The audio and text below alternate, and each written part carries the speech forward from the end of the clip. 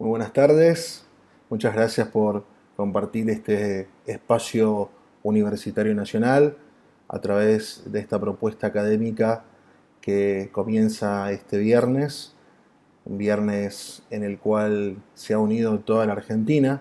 Tenemos compatriotas que se inscribieron de todos los puntos del país: Tierra del Fuego, San Juan, San Luis, Jujuy, Misiones, Catamarca, Chaco, Corrientes, Capital Federal, de modo tal de que hago extensivo un especial agradecimiento tanto a la universidad como a ustedes por ser parte de esta experiencia que tiene por objetivo central diagramar un esquema de recopilación, de ordenamiento frente a la sucesión normativa que se produjo a partir de la declaración de la pandemia a nivel mundial y de la Argentina, que ha diseñado un método jurídico de una dinámica que la tenemos que evaluar día a día.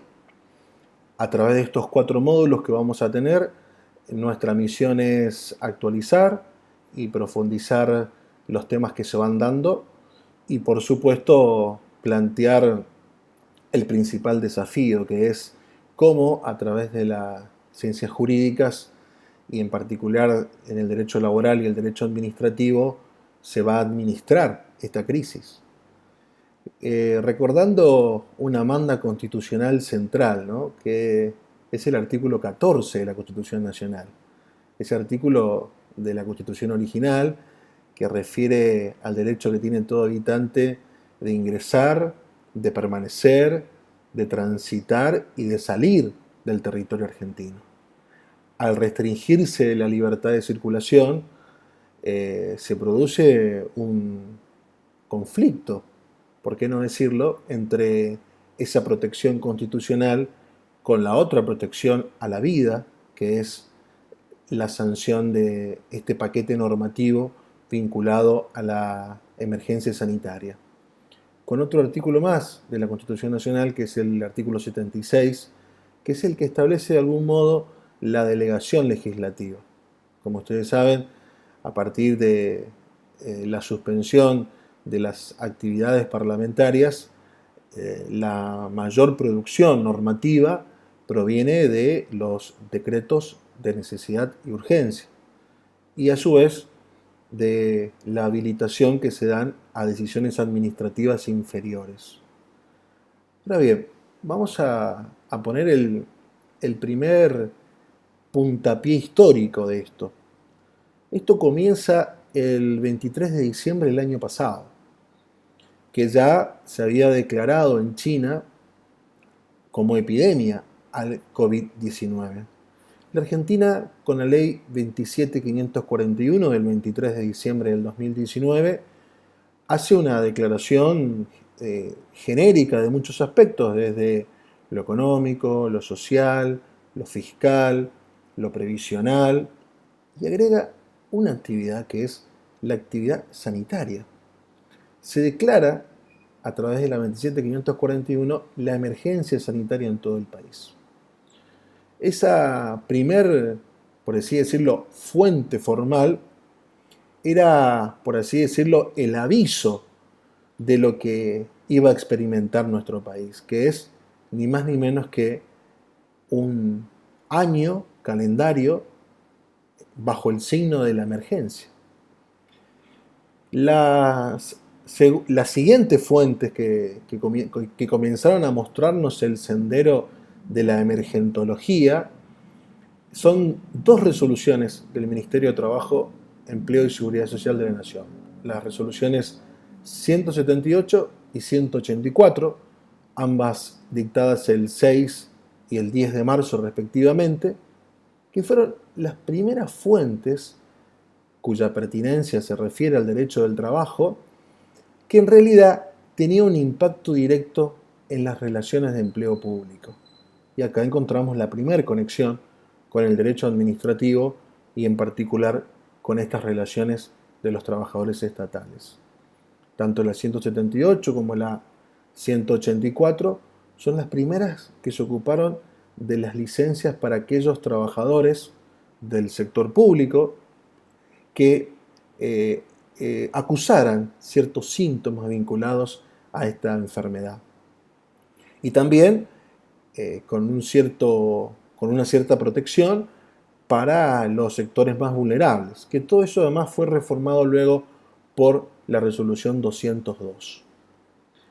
Si pusiéramos un tercer eslabón en esta etapa o en esta franja temporaria, nos vamos al 12 de marzo. El 12 de marzo se dicta el DNU 260, el DNU que focaliza a la emergencia sanitaria y que amplía la emergencia sanitaria a un año, es decir, trasladándose a marzo del 2021 y por lo tanto excediendo el plazo que había fijado la ley 27.541. Vamos a ver qué dato interesante tiene este DNU 260, porque en su artículo 7 es donde, de modo muy amplio, comienza una protección integral a todo un grupo de riesgo, a un grupo que, pese a ser una fuente de naturaleza sanitaria, se impactó directamente en las relaciones laborales, porque produce una protección a través de un aislamiento preventivo y, por supuesto, una licencia remunerada.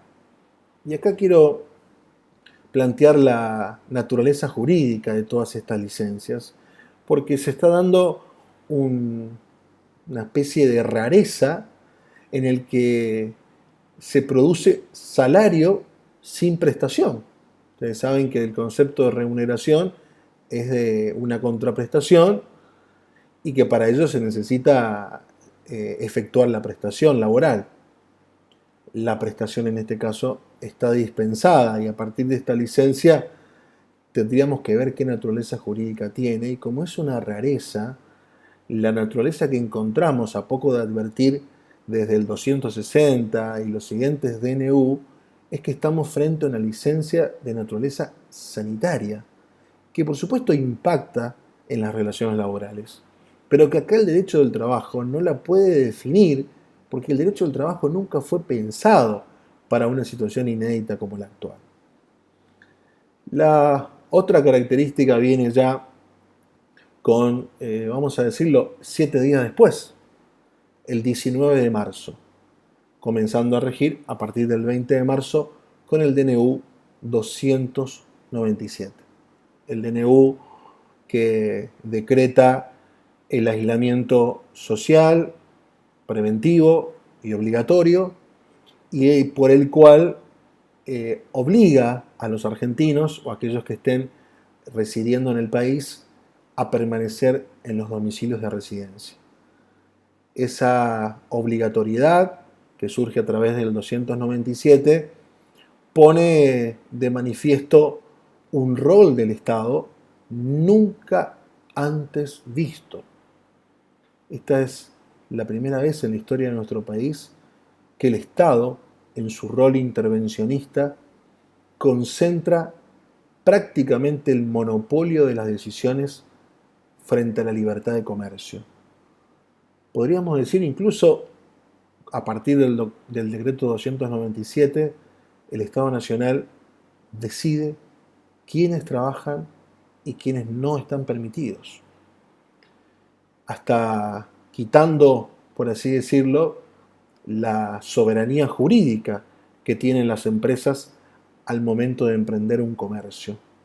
Y esto es muy interesante porque en los artículos 5 y 6 del decreto 297 es donde comienza todo el derrotero de las actividades que son permitidas y aquellas que están vedadas. Comenzando con las primeras 25, se fueron agregando, luego se amplió con el decreto 325, luego vino el 355, que es el que determina la vigencia de este aislamiento hasta el 26 de abril y que hoy se renueva nuevamente y que forma parte de esta incertidumbre, ¿no?, que día a día nos estamos anoticiando de nuevas fuentes que van regulando, con una característica, otra condición inédita en la Argentina. Es un comité de expertos en materia de salud el que a partir del asesoramiento a los funcionarios públicos son los que comienzan a determinar, de alguna manera, la agenda de los argentinos para permanecer, para no transitar, para trabajar o para abstenerse de trabajar. Además, se fueron dando decisiones administrativas autorizadas por los decretos de necesidad de urgencia en manos de la Jefatura de Gabinete de la Nación. Que eso va a ser un tema que lo vamos a reseñar en el módulo siguiente, que nos vamos a ocupar específicamente de decisiones administrativas, tanto ministeriales como del jefe de gabinete. En esta reseña de lo que va produciéndose de esta sucesión normativa, nos encontramos además con un decreto numerado en el 329, que es el decreto de la protección a las personas que trabajan para no ser despedidos y para no ser suspendidos. Se había producido una fuente real porque grandes empresas comenzaron a informar de que iban a efectuar suspensiones y despidos masivos, invocando las razones de disminución, de falta de disminución de trabajo y de fuerza mayor. Por supuesto con el respectivo o la respectiva sustanciación del procedimiento preventivo de crisis. Anticipándose a esa fuente formal, a esa fuente real, se dicta esta fuente del 329 que prohíbe durante 60 días la aplicación de suspensiones o despidos fundándose en esas razones: falta de disminución de trabajo o fuerza mayor. Un decreto que a todas luces se va a prorrogar, este decreto 329, porque se está prorrogando ni más ni menos que el aislamiento obligatorio.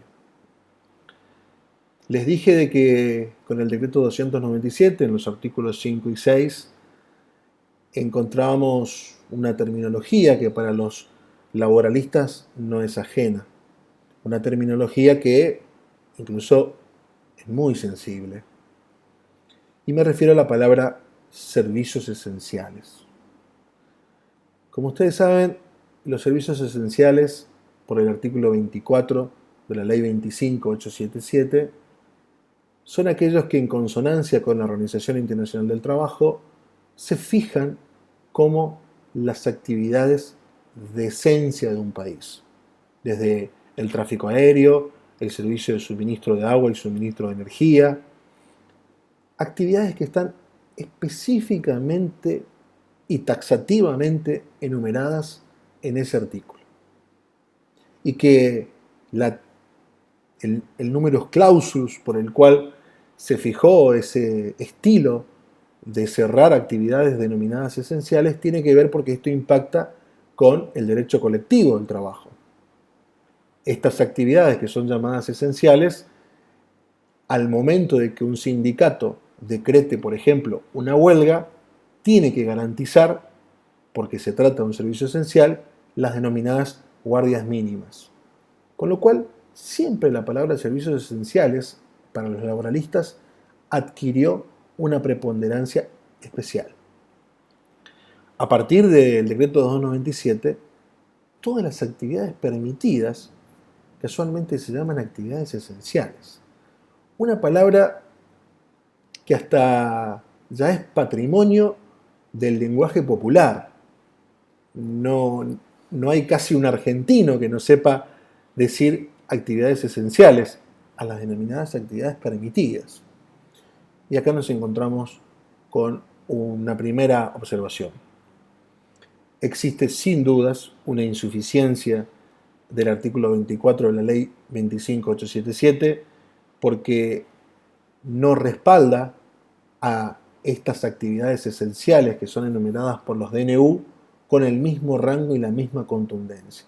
De modo tal de que esto va a ser materia de una inexorable armonización, donde tendrán que definirse si estas denominadas actividades esenciales son en los términos que impactan al derecho colectivo del trabajo o más bien es una terminología moderna para estos tiempos, pero que va a tener una connotación estrictamente de emergencia. Y digo esto porque involucra directamente a la vida sindical y por supuesto a la vida de los ciudadanos. La otra cuestión que quiero plantear es la característica de la mutación del trabajo. Las trabajadoras y los trabajadores argentinos toda la vida nos hemos acostumbrado a prestar servicios en un establecimiento, en esa famosa unidad técnica o de ejecución. Esto cambió. Y esto cambió porque el Ministerio de Trabajo, a partir de la resolución 219, luego la 279, se comenzaron a dar ciertas aproximaciones a un fenómeno mundial que se conoce como el trabajo hogareño, o la lógica o la terminología anglosajona de home office. Ahora bien, no está instrumentado ni reglamentado en Argentina el teletrabajo, con lo cual, por influjo de estas resoluciones ministeriales, se agrega, a poco de recomendar a los empleadores que no están funcionando, el teletrabajo bajo el principio de la buena fe. Como no está instrumentado, como todo esto se va aprendiendo y entrenando a la marcha, de modo muy asertivo, estas resoluciones comenzaron a impregnar de este deber y de esta principiología central que es el de la buena fe. La buena fe de los dos sujetos, sabiendo que el empleador, si quiere instrumentar el teletrabajo, también tendrá que fortalecer la inversión en el patrimonio de cómo dotará de los insumos necesarios para que estas trabajadoras y trabajadores puedan llevar a cabo la tarea en sus hogares. Y de las trabajadoras y los trabajadores de cómo van a ajustar la contracción, la disciplina, el cumplimiento de una jornada normal a distancia, con controles que son distintos a los tradicionales. De modo tal de que se dio una característica novedosa, ¿no? La mutación del lugar de trabajo.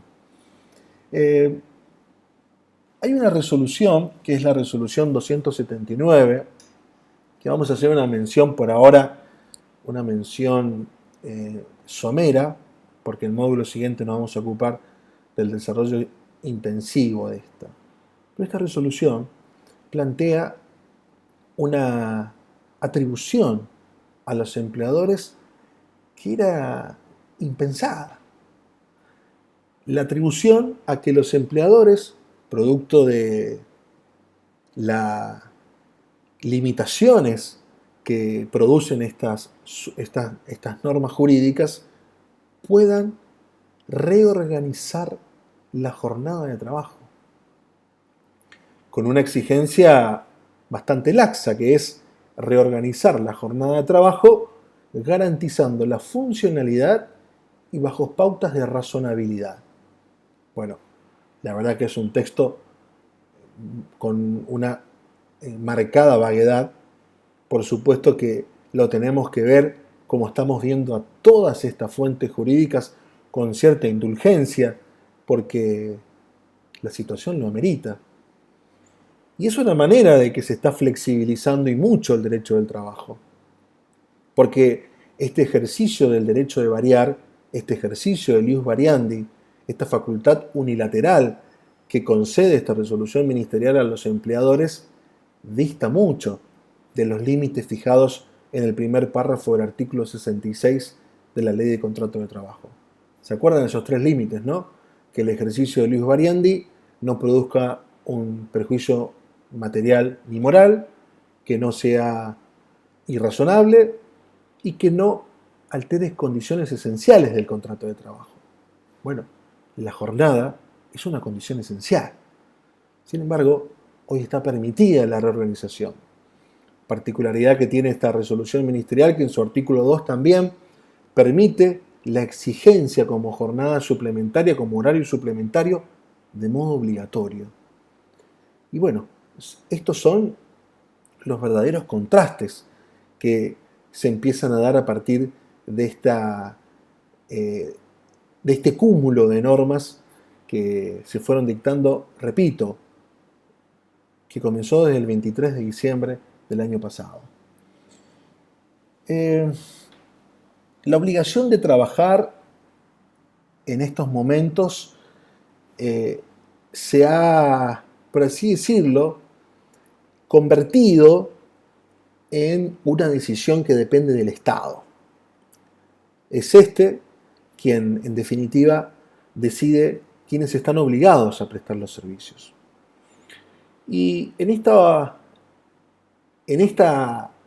intervención del Estado, advirtió el Estado que los impactos no solo son en las relaciones laborales y en el derecho administrativo, sino en la economía. A partir de allí sale el decreto 332, ese decreto pensado en los estímulos, en la inversión, en apoyar a los emprendedores, sobre todo aquellos que no están funcionando, porque se ha liberado la obligación de trabajar. Y por lo tanto, estos emprendimientos que están atravesando una crisis económica y financiera sin precedentes, merecen, y por qué no, como obligación del Estado, que es en definitiva el que está decidiendo quiénes trabajan y quiénes no, una apoyatura y un sostenimiento de tipo económico y financiero.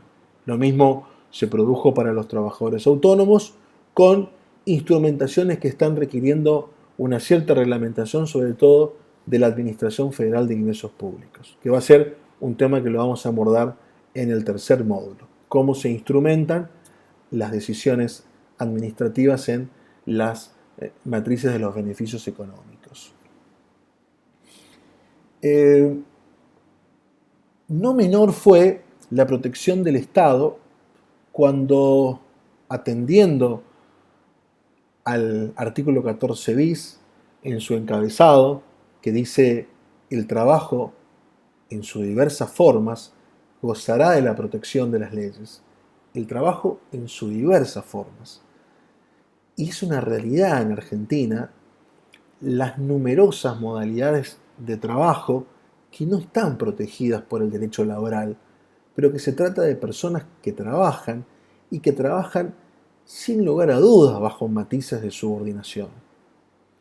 Y esas personas que merecen el amparo, afortunadamente fueron comprendidas en un esquema que lo podemos llamar como la extensión de destinatarios a aquellas figuras en principio como no laborables. Me refiero a los trabajadores becados, a los pasantes, sobre todo a los médicos, y al régimen de pasantía. Vamos, tres segmentos que en muchos de estos casos son trabajadores en la precarización laboral y que fueron incluidos dentro de los esquemas de protección con la famosa licencia obligatoria y remunerada.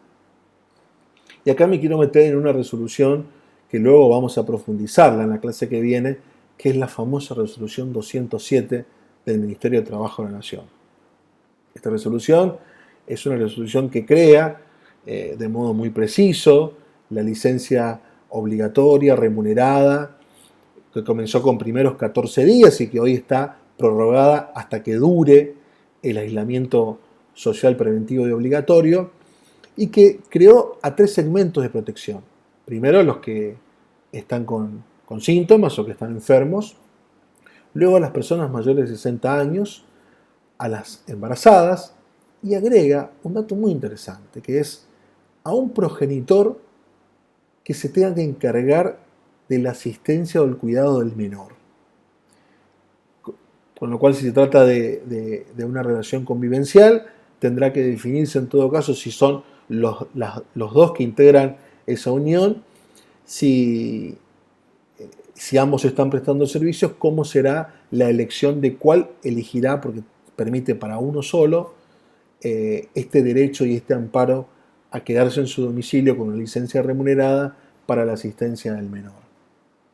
De modo tal de que la gama de fuentes que se fueron dictando desde el año pasado y en particular desde el 6, el 8 de marzo, el, el 12 de marzo, el 19 de marzo y todas las normas de abril nos ponen en eje con la primera reflexión que quiero dejarles antes de terminar y proponerles un colofón. El debate es si todas estas fuentes son o no constitucionales. El debate es si alcanza a los decretos de necesidad de urgencia, a las resoluciones ministeriales, a las decisiones administrativas del jefe de gabinete para regular un asunto tan complejo. Y yo diría que más allá del control de constitucionalidad o no, y también de convencionalidad, que por supuesto va a tener innumerosas observaciones, hay algo que nuestro país necesita y que tiene que ver con el fortalecimiento institucional. Creo que es momento en el que el respaldo de todo este trabajo que vienen haciendo los funcionarios y con el aporte del comité de expertos venga a través de una ley.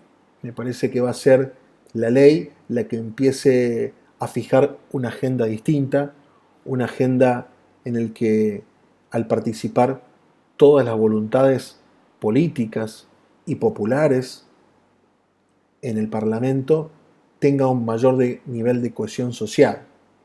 Ustedes saben de que estas normas que se fueron dictando tiene también un índice de desobediencia, de infracción, y me parece que tiene que ver propio con ese desgaste que sufren las fuentes que son dictadas exclusivamente por un solo poder del Estado.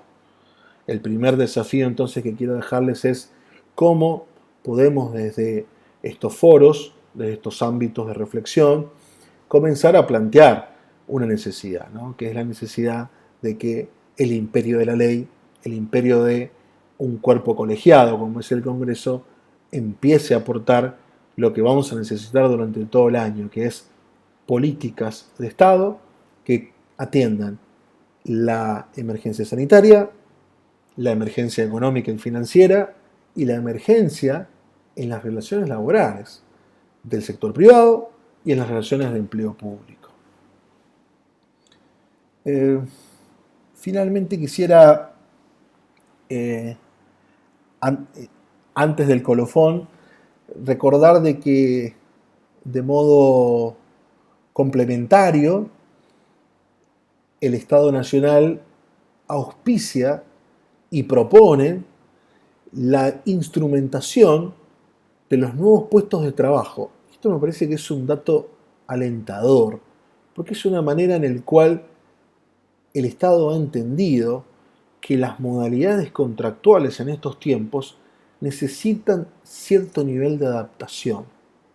Y tiene que ver con el auspicio que se hace de la creación de nuevos puestos de trabajo a través de una modalidad que siempre fue excepcional, que es la del artículo 99 de la Ley de Contrato de Trabajo, la del contrato eventual.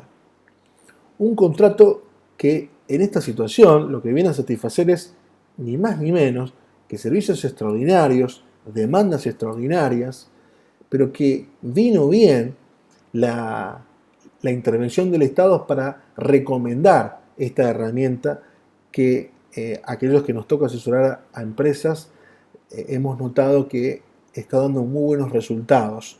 Primero porque permite una característica impensada, que las empresas se puedan expandir incluso en momentos de crisis. Pero para eso es fundamental que la creatividad en las fuentes que se vayan dictando tenga cierto nivel de cohesión con la realidad. Y la realidad hoy exige a los abogados y a los operadores jurídicos a que constantemente tengamos que adaptarnos a estos escenarios. Una dinámica jurídica que lleva a que lo estudiado hasta hace poco 2 meses, en algunos casos hasta no sirva para nada. Y es por eso que esta oferta académica lo que busca es un intercambio con todos los integrantes de este curso, que es cómo ayornarnos sin perder el respaldo constitucional y la matriz central que tenemos que tener en estas materias, que es el humanismo. Quiero dejarles un cierre que tiene que ver con las recomendaciones que está haciendo la Organización Internacional del Trabajo, que ha advertido que se están produciendo dos crisis centrales en la humanidad. El crisis de la pérdida de los puestos de trabajo, la crisis de la disminución de los salarios y finalmente la crisis alimentaria. Y acá es donde quiero proponerles la reflexión de un autor francés, que es Nicolas Pons-Mignon, que propone la característica de cómo, o la sugerencia de cómo crecer en tiempos de crisis. Dice el autor: a trabajo precario, recuperación precaria.